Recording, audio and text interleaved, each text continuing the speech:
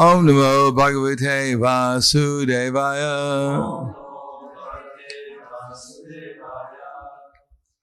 Srimad Bhagavatam, Canto 7, Chapter 7, What Prahlad Learned in the Womb, text number 22. Asto Prakritya Proktas Traya Eva Hi Tad Guna Vikara Shoda Shacharyai Pumam Eka Samanvayat Asto Prakritya Proktas Tvaya Eva Hi Tad Guna Vikara Shoda Shacharyai Pumam Eka Samanvayat.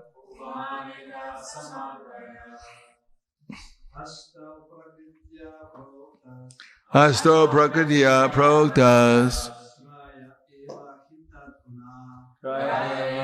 Kadguna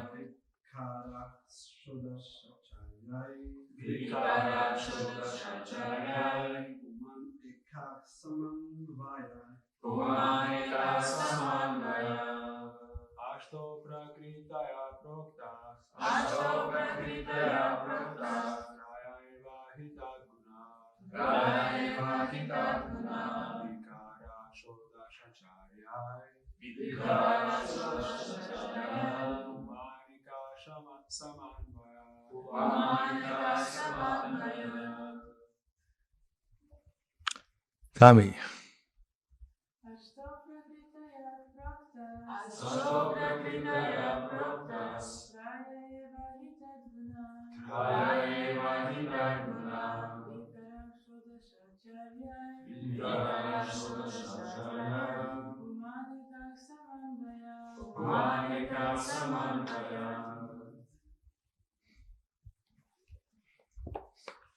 This is an easy one. Go for it.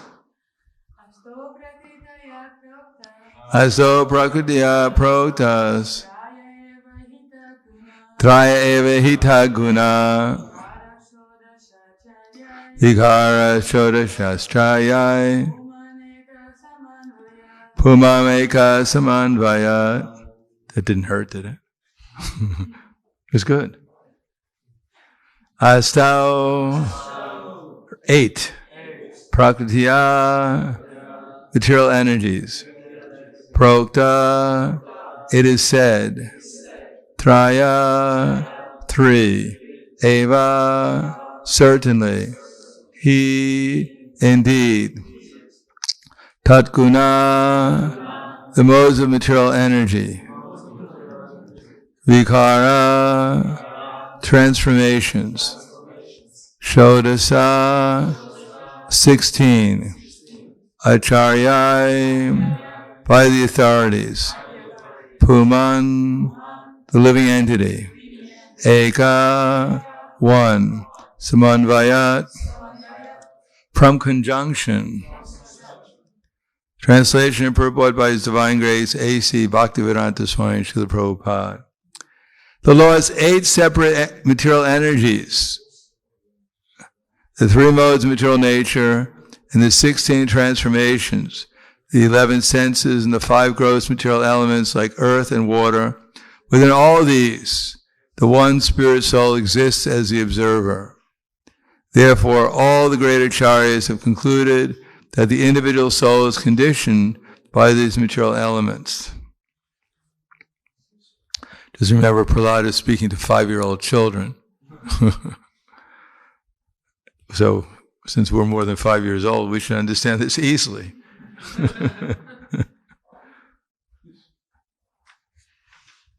Purport. As explained in the previous verse, She Che Shu Dehi Shu Tadatma Yogar Adhyatma Vid Brahma Gatim Labeta. Spiritually advanced person can understand how the spiritual particle exists within the body, and thus by cultivating spiritual knowledge, he can attain perfection in spiritual life. The intelligent person who is expert in finding the self within the body must understand the 8 external energies, which are listed in the Bhagavad Gita. Bhumirapannalo vayu kamano buddha evacha ahankara iti ame vina prakriti ashteda. Earth, water, fire, air, ether, mind, intelligence, and false ego. All together, these 8 comprise my separated material energies.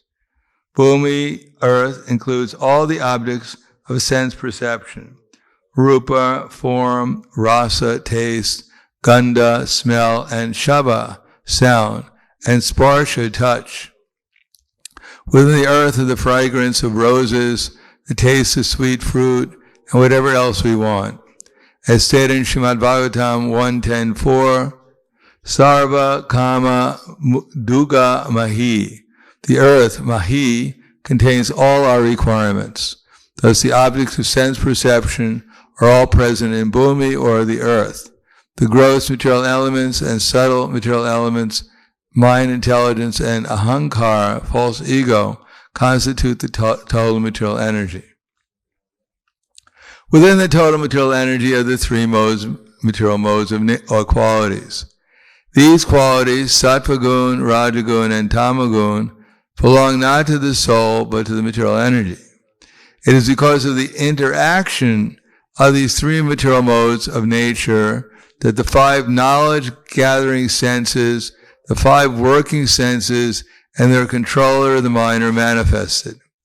Then, according to these modes, the living entity gets opportunity to perform different types of karma within different types of knowledge, thinking, feeling, and willing.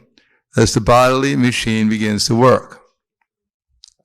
All this has been properly analyzed in Sankhya Yoga by the great acharyas, especially by the Supreme Personality of Godhead Krishna and the incarnation as Devahuti Putra Kapila.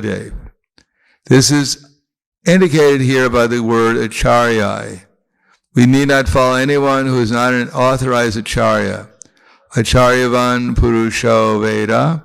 One can understand the truth fully when he is taking shelter of an expert acharya. The living entity is individual, but the body is a composition of many material elements. This is proven by the fact that as soon as the living entity quits this combination of material elements, it becomes a mere conglomeration of matter. The matter is qualitatively one, and the spirit soul is qualitatively one with the Supreme. The Supreme One and the individual is one, but the individual soul is understood to be the master of the individual combination of material energy, whereas the Supreme Lord is the controller of the total material energy. The living entity is the master of his particular body, and according to his activities, he is subjected to different types of pains and pleasures. However, although the Supreme Person, the Paramatma, is also one, he is present as an individual in all the different bodies. Material energy is in fact divided into 24 elements. The individual soul, the owner of the individual body, is a 25th subject, and above everything is Lord Vishnu, as Paramatma, the Supreme Controller, who is a 26th subject. When one understands all these 26 subjects, he becomes Adhyatmavid, an expert understanding the distinction between matter and spirit. As stated in the Bhagavad Gita 13.3, Kshetra Jnanam, understanding the Kshetra, the constitution of the body, and the individual soul, the super soul, constitutes real jnana, or knowledge. And thus one ultimately understands that the Supreme Lord is eternally related with the individual soul, one's knowledge is imperfect. This confirmed in the Bhagavad Gita 7.19. Bhavanam janmanamante jnanamamam prapadyate vasudeva sarvamiti saramahatma sudurlabhaha. After many births and deaths, he who is actually in knowledge surrenders unto me, knowing me to be the cause of all causes and all that is. Such a great soul is very rare. Everything material and spiritual consists of the various energies of Vasudeva, to whom the individual soul, the spiritual part of the Supreme Lord, is subordinate. Upon understanding this perfect knowledge, one surrenders to the Supreme Personality of Godhead, Vasudev Sarvamiti Saramahatma Sudurlabha. So the verse again. Asto prakutiya proktas traya eva hitad guna vikara shoda charyai puman eka samanvayat. The Lord's eight separated material energies, the three modes of material nature, and the 16 transformations, the 11 senses, and the 5 gross material elements like earth and water. Within all these, the one spiritual soul exists as the observer. Therefore, all the great acharyas have concluded that the individual soul is conditioned by these material elements. Namo Vishnu Padaya Krishna Prasthaya Bhutale Srimate Bhaktivedanta Swami Namane Namaste Saraswatam Deve Gauravani Pacharane Nirvishesha Srinivadi Paskyatyade Satarane.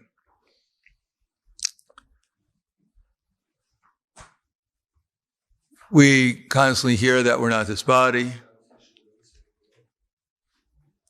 but then we hear that we should become free from the body. Now the question is, how do we become free from the body? Of course, our generally answer is chant Hare Krishna. Well, we've already tried that. Didn't work. So what next? Well, then we have to chant Hare Krishna in such a way as that we're actually meaning what we're saying. Namely, that we really want to engage in Krishna's loving service. We tried that also. Didn't work. Because we don't know what Krishna's loving service is. Therefore, it's very hard to want to engage in it. So, then we hear, just chant Hare Krishna and be happy.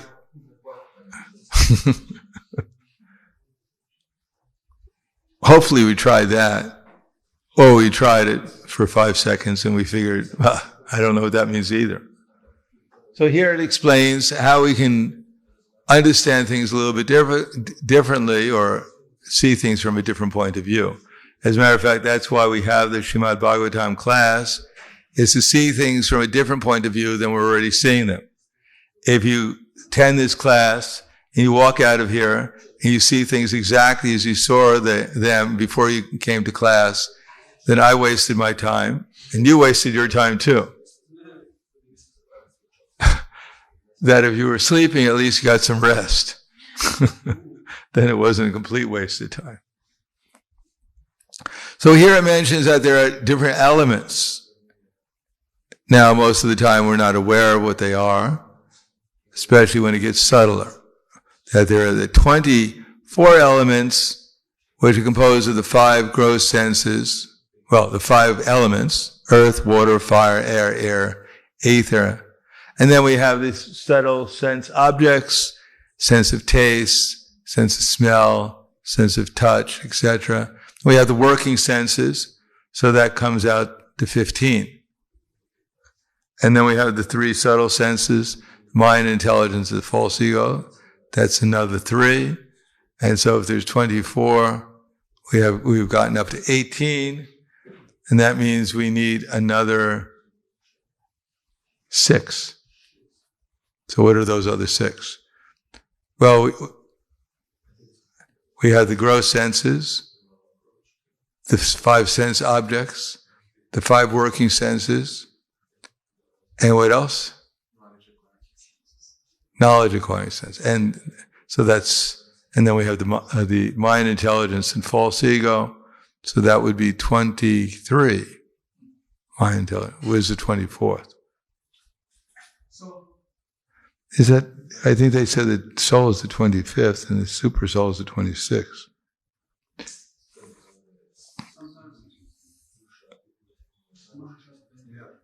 The Mahatattva. Oh, they consider, okay. So the Mahatattva is principally, well, that's the sum total of all the material elements. It's the source. Now, the Mahatattva is generally considered to be in the mode of ignorance, and the Supreme Lord, who's purely in goodness, has created the Mahatattva for us to experience something other than reality. In other words, the reality is that we're Krishna's eternal servants, and we want to experience something other than that. Krishna's created this virtual reality for us where we can play around, imagining ourselves to be something other than Krishna's eternal servant, although we can't do it without Krishna's help. Now, the five sense object, the five gross elements like earth, water, fire, we can all see. Like, for instance, we have this flower here. Everyone can see it? Yeah, you can see it? Yeah. So everyone can see it, and we're seeing it with what? With our eyes. Yes, with our eyes.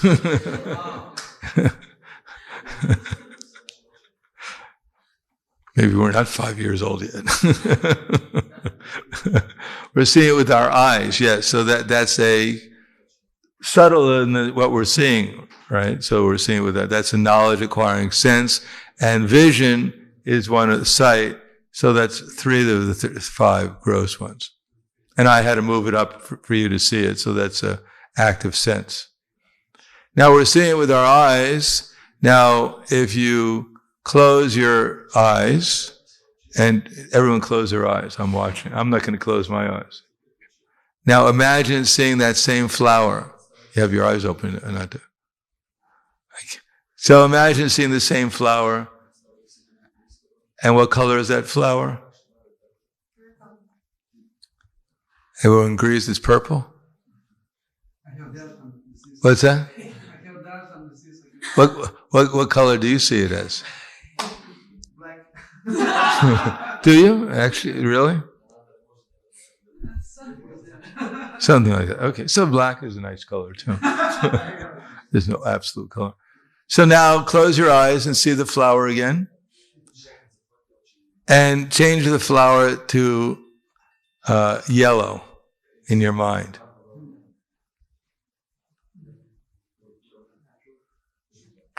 You were able to do that? Okay, so open your eyes now. So, who changed the color?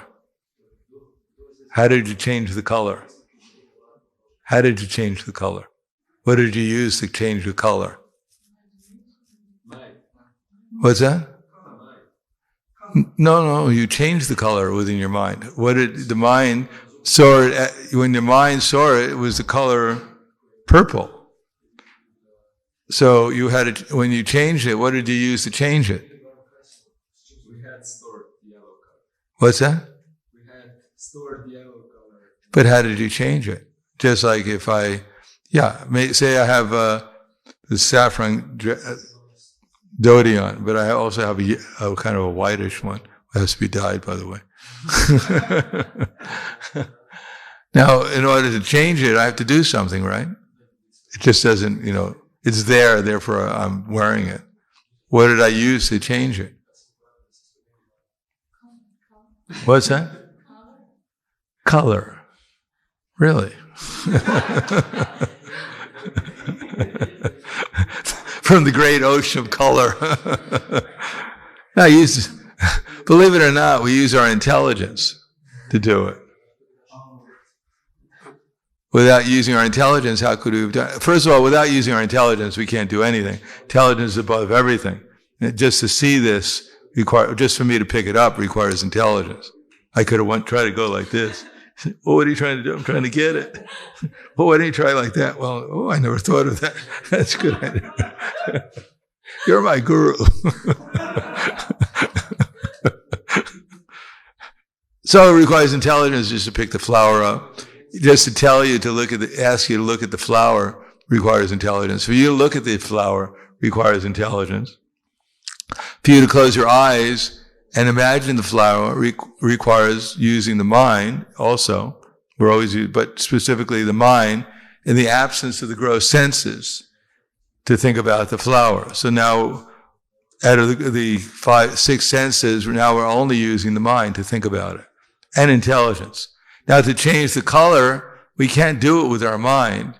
We have to use our intelligence to change the color, and the mind experiences as a change of color. Does that make sense? Yeah. Now, close your eyes, look at the flower again, and close your eyes, and see the flower, and then change the color to any color you want to.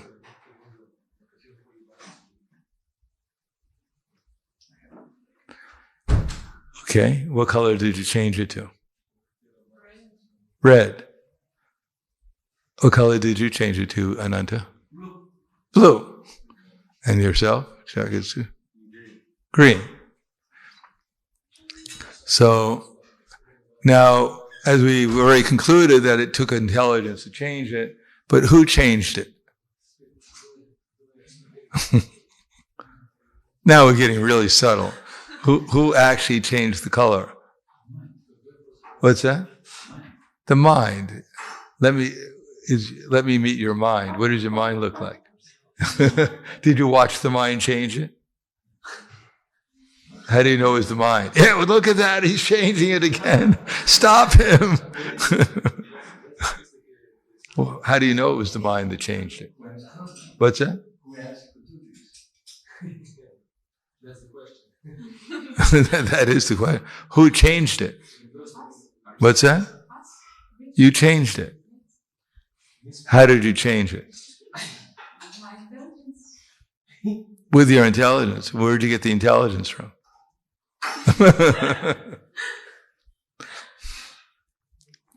So Krishna changed. That's our default answer. We don't believe it. How else could it be changed? In other words, I gave it instruction, change it, and you had to agree.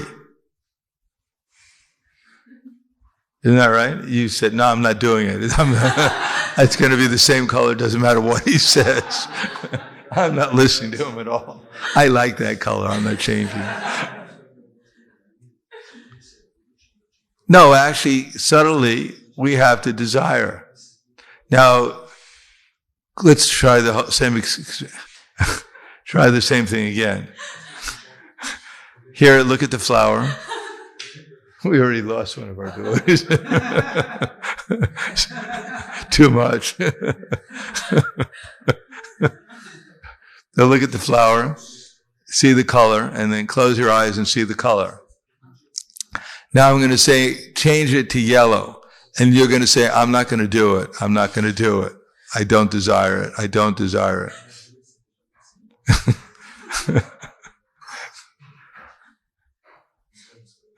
And what happens? It's still turning. Oh, it's too powerful. It turned. Well, anyhow, or Krishna is so powerful that he forced you to change it. Or we don't. Anyhow, it's rather subtle. The point is, we have to desire, and then Krishna has to fulfill our desire. And when we think we're the doer, that's called false ego. We think we're doing it. And we, just like we close our eyes and we, let's do the same thing again. Look at the flower. Everyone look at the flower because our memories are rather short. They close your eyes and think of a giraffe or something. Look at the flower. And then close your eyes. And then pray to Krishna. Just, my dear Krishna, please turn it into a yellow flower.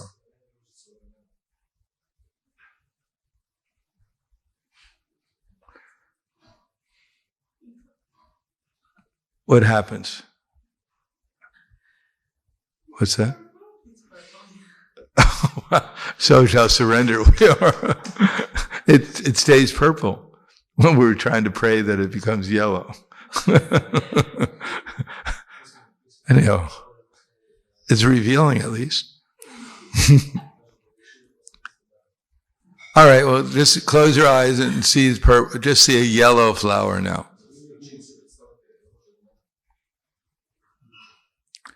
And then desire it become purple.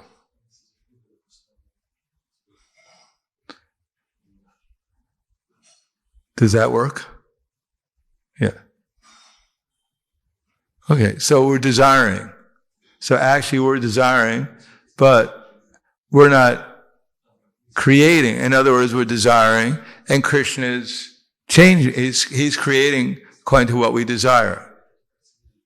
Now, I was asking you to do something, so it was an authorized activity, we can say, and Krishna fulfilled our desire.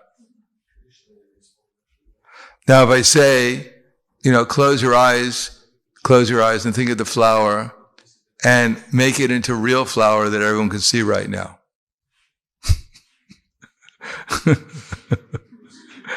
Can you do that? But we think we were doing all the other things. Why can't we do that?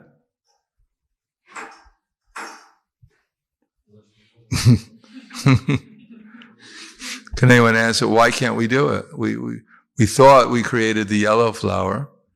We thought we changed even the color of the flower within our mind. And I said, make it a real flower. Why can't we make it into a real flower?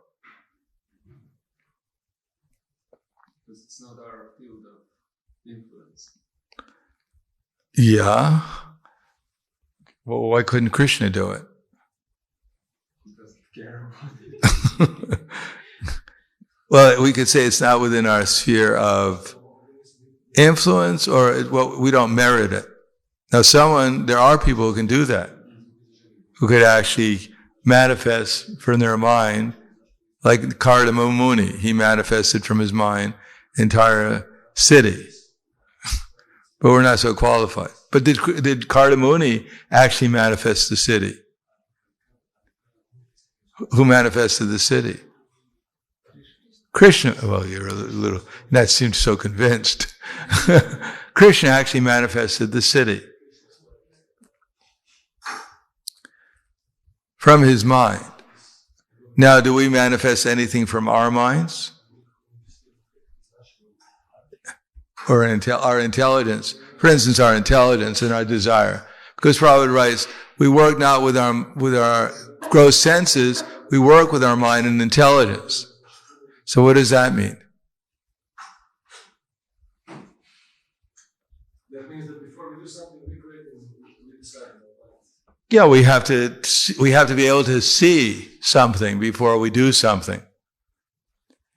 If you're blind, if we blindfold you and we say, walk across the room, we spin you around a few times and say, walk across the room.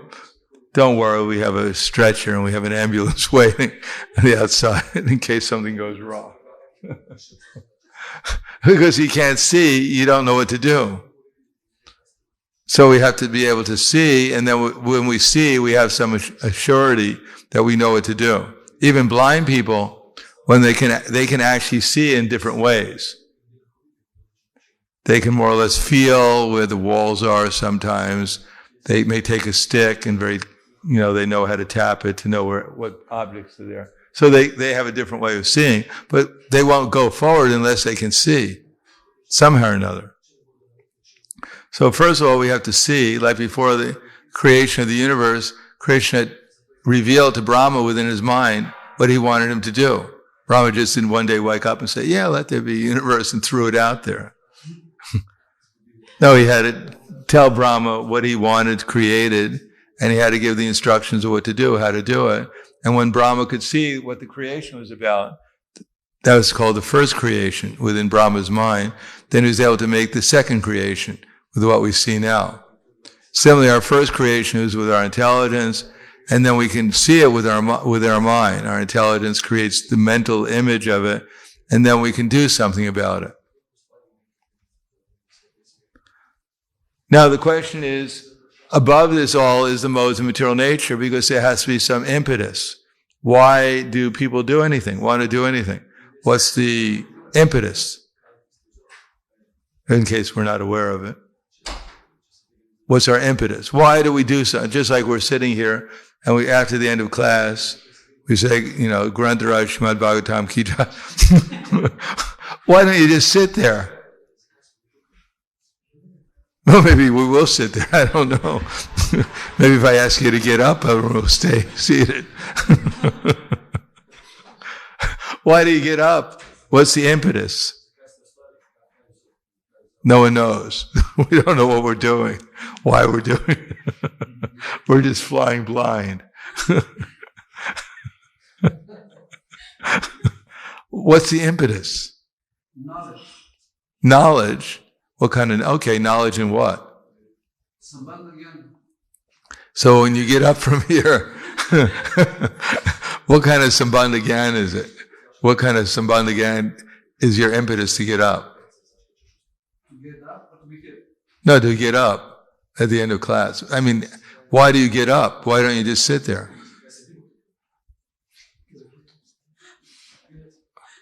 We don't know why we're doing things. What's the impetus? What impels people or inspires people to do things? Duty? That's really old. That's quite vague. Duty. Happiness, probably. To be happy. Yes, that's that's ultimately the inspiration behind it. But what actually inspires you? How do you figure out how to be happy? What inspires you in your quest for happiness, to find happiness? It's mentioned in this verse. It was mentioned a few times. It's called the modes of nature. Just like if one is in the mode of ignorance, and we say it's time, and we think, oh, someone says maybe it's time to get up, and we think, oh, I don't want to get up. It's like you're sleeping, someone shakes you and says, the alarm goes off and says, get up, more or less. And we go, I'm not getting up. So what's inspiring you to stay on the bed? It's called the mode of ignorance. Yes? You look doubtful, Ananta. No, from different perspective, I think because when we speak about the doer, we have independent and dependent doer. And so desires, Krishna approves, and Prakriti, gunas, execute it. No, it's not exactly like that. It's not only that we're under a certain mode of nature. And according to that mode of nature, sattva narupa sarvasha, shraddha bhavati bharata, shradoma yo purusham, yo yatstrata sevasaha. Under the influence of the three modes of material nature, the living entity, 17th chapter, verse number 3. O son of Bharata, according to one's existence, we're existing right now. We're existing under the modes of nature, unless we're fully absorbed in Krishna consciousness. Then we're under the spiritual energy. But according to one's existence under the various modes of nature, one evolves a particular kind of faith. So we're existing in the mode of nature. What is that mode of nature? Sattvam rajas tamayiti guna prakriti sambhava ibanati mahabaho dehe dehinam avhyam. The material body consists of the three modes of material nature, namely goodness, passion, ignorance. And when the living entity comes in contact with the material nature, it becomes conditioned by it. Bhagavad Gita 3:5.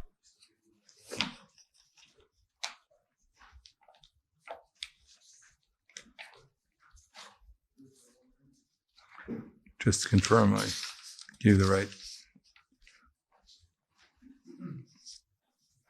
Oh, that's the 14th chapter.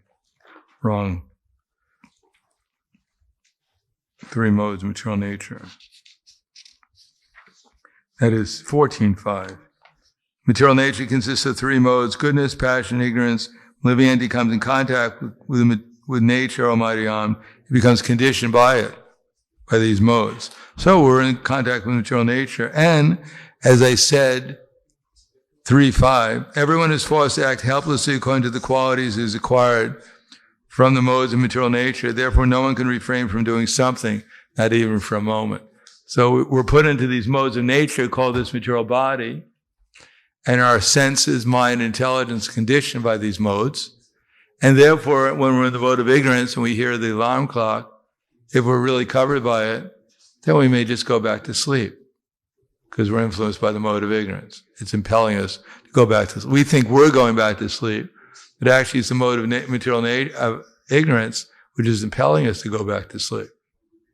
We may say we're agreeing to it, but we may have no higher inspiration than to go back to sleep. Or when we go and eat prasadam, are we just inspired by pure love of God, thinking, oh, there's Krishna. Let me go and let my tongue have darshan of Krishna. No, we're also being impelled to some extent by the mode of passion. And when we're washing our hands before we eat, then we're being inspired by the mode of goodness. So the modes of material nature are inspiring us, and hopefully when we can change the modes by understanding them properly. In other words, we could actually think, now I'm going to take prasadam, and I'm going to do it in order to meet Krishna. Associate with the devotees, prasadam is Krishna. In other words, we can change the inspiration. And although that doesn't immediately change the modes, but then there's another factor. And then if Krishna is there, if as much as Krishna is there, then in Krishna's presence, then the modes of ignorance and passion, they become purified by Krishna's association. What's the verse that says that? Nashta prayesh vabhadreshu nityam bhagavata sevya. So by Krishna's presence, or Tesham eva nukam paratam, then I dwell in the heart, destroy with the shining lamp of knowledge the darkness born of ignorance. In Krishna's presence, Krishna is like the sun, and Maya is like darkness. So in Krishna's presence, then our hearts become purified. So the question is, how much will we put Krishna there? That's all. And how deeply and how consistently we put Krishna there, and then the modes of material nature gradually change, or become purified, or dissipate, or disappear, like fire, iron and fire. So we have to understand how it's not just doing an activity, like seeing, or it's not even by just thinking about it. It's not even by using our intelligence to even figure out how to change things, or how things could be different. Just like if I don't like the color of this room, then I start thinking about how I can change it. Like personally, I'd rather have it blue. So first I have to conceive it's blue. And then I can go out and buy the paint and stay up at night and paint it. Everyone comes in, wow, Ananta didn't like the color. He changed it. But I have to conceive of a different color. I have to see the present color, conceive of a different one. So that's using my intelligence to change the color. And then the question is, am I doing it for Krishna or not? Who am I doing it for? Am I doing it under the spell of my false ego? Or Ananta Prabhu told me to change the color, and therefore it's active devotional service. And then Krishna is there. I think Ananta Prabhu is a representative of Krishna, so I'm doing this for Krishna, and then I'm thinking about Krishna while I'm painting it. Actually, I like the color item, but Krishna wants a different one, so all right, I'll surrender. Then I'll think about Krishna. Krishna, you're a rascal, why are you having me change the color? But at least I'll be thinking about Krishna. So that's called devotional, kind of devotional service. Better, yes, Krishna, you're so fantastic. I love the color. I love you. I love doing it. That's devotional service. So we have to be aware. We can go even up to the point of intelligence, and we have to check what mode I'm doing it in. I have to check who I'm doing it for, why I'm doing it, how I'm doing it. So these things require intelligence. So if we use our intelligence, then we can actually connect with Krishna, connect with devotional service, and the result is we become Krishna conscious. So I'll stop there. Thank you. Any questions?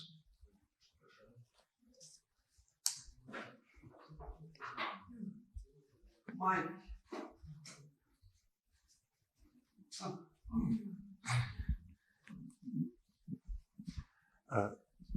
Maharaj, so according to your explanation, how often do we desire or actively desire? Because it seems that we inactively desire, like agreeing to go with the habit, of modes, but we have always the opportunity to desire something else. So how is with that? How often are we actual partial doer? How often are we using this capacity, and what means actually using this? Don't ask too many questions; it will get too confusing. It's the same question. Okay, I cannot formulate it. Well, at every moment we're desiring. The question is if we don't add Krishna consciousness to the desire, then it's material. It's in one of the modes of nature. We may imagine, now I'm acting in goodness, I'm liberated. We may think like that, but then we become aware after some time I wasn't really liberated. I was just acting in the mode of goodness temporarily. Liberation means there's no ignorance and passion anymore. It's not even material, well, that's called, there's no material goodness, which is mixed with ignorance and passion. Now, the only time we become actually out of the modes of nature, or even a little bit, is when we do something for Krishna. When we find out what Krishna wants us to do, and it's really what Krishna wants us to do, and we do it to please him, then we might think about him, and that's called spiritual. So that's actively the soul is actively working to please Krishna. So Prabhupada writes, our free will consists of either orientating our desire towards the ignorant misconception of identifying ourselves with these gross and subtle bodies, or orientating our desire towards the true spiritual conception of being Krishna's eternal servant and doing something sincerely to try and please him. So that's our free will. And that's at every moment we have that. Usually, due to the mode of ignorance, or even passion, we don't think like that. It means we just follow the modes of nature. What is that? Purusha prakriti stohi, bhungte prakriti jangunan, karna guna sangosya sad asad yoni janmisu. Thus the living entity follows the ways of life, enjoying the three modes of material nature. This is due to his association with those modes. Thus he meets with both good and evil amongst the various species. So generally we just follow the flow from goodness to passion, ignorance, whatever. It's only when we hear from Krishna through the Guru Sadhana Shastra, and then we put that into our intelligence, and then we utilize that. We desire to utilize that information with our body, with our mind, with our words. Tad buddhiyas, tad atmanas, tad nishtas, tad parayanaha, gachanyapana avritim gyanani duta kamashaha. One's faith, one's mind, one's intelligence, one's refuge are all fixed in the Supreme. Then one becomes fully cleansed of all misgiving through complete knowledge, and thus proceeds straight on the path of liberation. Iha yasya hare ardasya, karmana manasa gira, nikala yavavastasu jiva muktas uchite. I just can't remember exactly the translation, but let's try the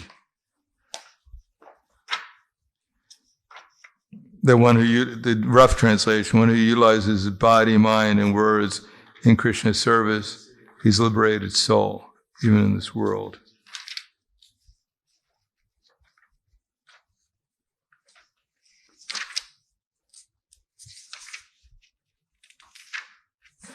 Oh, it didn't work. Anyhow, I won't take your time, but that's the other verse is yukta.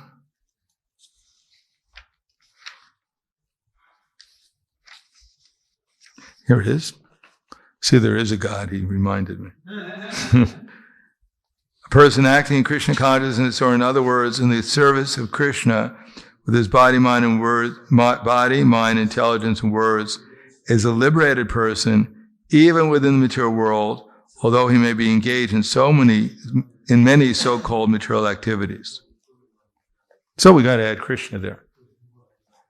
In other words, we have to become aware that I need the intelligence, I need the information coming from Guru Sadhana Shastra, and I have to apply it to find out what Krishna wants me to do.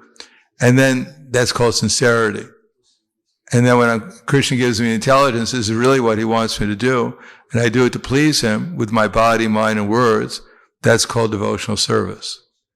And then we'll think about Krishna, and we'll become purified from our lower tendencies. Okay, anything else?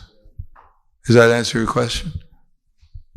Thank you very much. Grandhara Srimad Bhagavatam ki jai. Srila Prabhupada ki jai. Gaur Premanande.